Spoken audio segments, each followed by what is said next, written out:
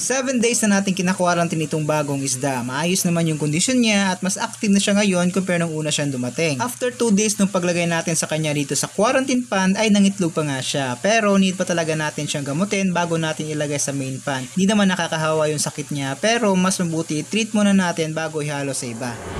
Yo, what's up guys? Another day, another fish video na naman po tayo. At sa video na ito, samahan nyo ako mag-update dito sa mga alagang isda natin. Lalo na po dun sa bagong dating na koi, yung benigoy, yung malaki na binigay sa atin. Update po sa inyo kung ano na po yung naging resulta po nun. At 1 week ko na po kasi yung kinakwarantin. So, nandito sa likod ko. Kaya, ayun, simulan natin to. Update ko sa inyo lahat ng mga isda natin. At yung mga pwede natin ma-release na mga muli dun at mga gapi. So, ayan, tara. So yun guys, unahin natin itong kinakwarantin natin na koi. At dun sa mga nagtatanong sa atin kung meron bang takip dahil natatakot sila baka tumalon itong koi na kinakwarantin natin. Yes kahabi, nilalagyan po talaga natin yan ng takip. Protocol po talaga yan pag meron tayong kinakwarantin na koi. Kasi may tendency po talaga na tumalon sila dito sa quarantine pan kasi naninibago sa tubig. Kaya yun, or may iba pang dahilan kaya stress din sila, stress na nga sila sa biyahe at yun, may tendency na tumalon talaga sila, kaya kailangan talaga natin malagay ng mga takip for safety sa ating mga alagang isda. So ayan po siya, open po natin yan or pakita ko po sa inyo kung kumusta na po yung kalagayan niya. 1 week na po natin yan kinakwarantin at ito yung mga alagang koi natin dito. Yan. So explain ko sa inyo kung bakit di pa natin yan pwedeng ilipat dito.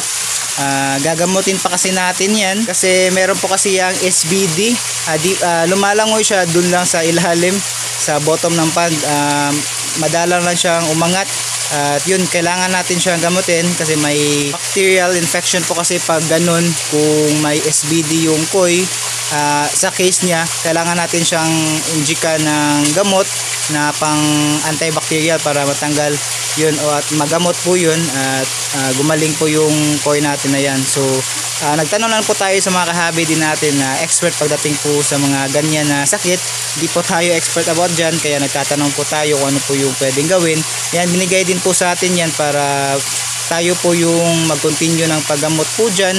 At baka sakaling magamot pa natin kasi mga 2 months na po ata yan dun sa kanyang pond kay Sir Simon. Shoutout po sa iyo sir sa nagbigay sa atin yan. 2 months na yan dun at yan po guys ay isang imported na koi from Uyama Koi Farm po ata yung sinabi niya na galing po yung benigoy po na yan. So mahal po yung koi na yan, tapos 2 months na yan, pabalik-balik lang po yung kanyang kondisyon.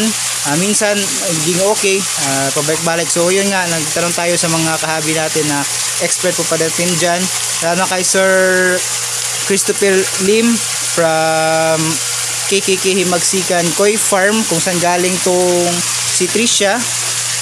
Ayan, nagtanong tayo sa kanya kung paano po yung gagawin dyan. So yun po yung sinuggest po niya sa atin na pwede natin gawin, na pwede tayong mag-inject ng for antibacterial kasi bacterial infection po yung cause niya, kaya nagkakaganyan, nagkaka-SBD po yung koi natin na yan. Kaya yun, susubukan natin yung sinuggest niya sa atin, pero yun nga, hinahanap pa natin yung gamot kung saan tayo makakabili. At yun, papakita ko lang sa inyo kung paano natin yan igagamutin pag nakuha natin yung or nabili na po natin yung gamot niya. So yun, puntahan po natin. Ngayong mga 1 week na siya dito guys, medyo na naman siya, masigla na siya, di kagaya nung first na pagdating niya dito. Ayan po siya. Ayan, okay naman. Yun, malangoy-langoy naman siya. Ayan. Tapos ayan, nagpa-park. Ayan o. So kailangan talaga natin yan munang gamutin bago natin ilipat dito. Although di naman nakakahawa yung sakit niya, gusto ko lang sana na gamutin na lang po muna siya bago natin siya ilipat dito for recovery. So dyan na lang po muna siya habang di pa tayo nakakahanap ng gamot at di pa natin siya na tuturukan ng gamot. Ayan. Update po pala natin dito nung after 2 days na nandito siya sa quarantine pan na to, nangitlog po siya. Kala ko dumumi na agad yung pan natin. Yun pala kaya naging malansa kasi nangitlog po siya. So yan po yung update sa kanya. So yun guys, yan po yung update natin dito sa Benigoy na bagong koi natin na inaalagaan dito. So punta tayo dun sa mga molly. So ito kahabi, ito yung molly area natin. So dito, ito yung mga kal, yung mga pet grade ng ating PKBM. Yan, mga long body siya, mga light tail, round tail. So re-release na natin to guys para may space tayo kasi gagamitin natin tong tab na to paglalagyan natin ng mga male ng ating full gold gapi kasi madami na yung mga gapi natin na yun. Dumami talaga sila. So ito i-release natin to. So siguro i-wholesale na natin to. Yan, meron pa dun sa kabila. So bawal to sa mga mahiselan guys pang pet grade lang to. Kung gusto mo nang may lumalangoy-langoy lang dyan sa aquarium mo or dyan sa maliit mo na tub, pwede po ito sila. Yan, mga kal po natin to guys. So papackage ko lang yata to. So popost lang natin to sa page kung magkano yung presyo nito.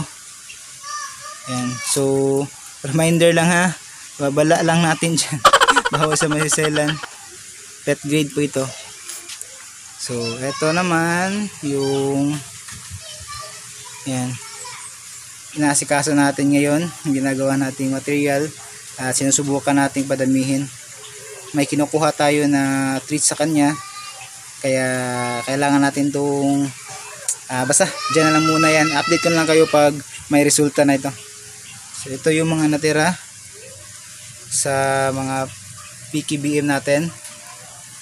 Yan, yan na lang po yung female. So sold out na po tayo guys sa mga nagtatanong sa atin kung magkano. So sold out na po tayo guys. Meron pa tayong ilan dito na mga kuwan. Siguro gagawin natin tong breeder or kung makakuha pa tayo ng mga male kasi wala na tayong male. Yan. So dito yung mga breeder natin, ayan sila. Yan. So ito tatrabahuin pa natin to kasi bumuka itong natin dito, kaya binabaan natin yung tubig. Yan.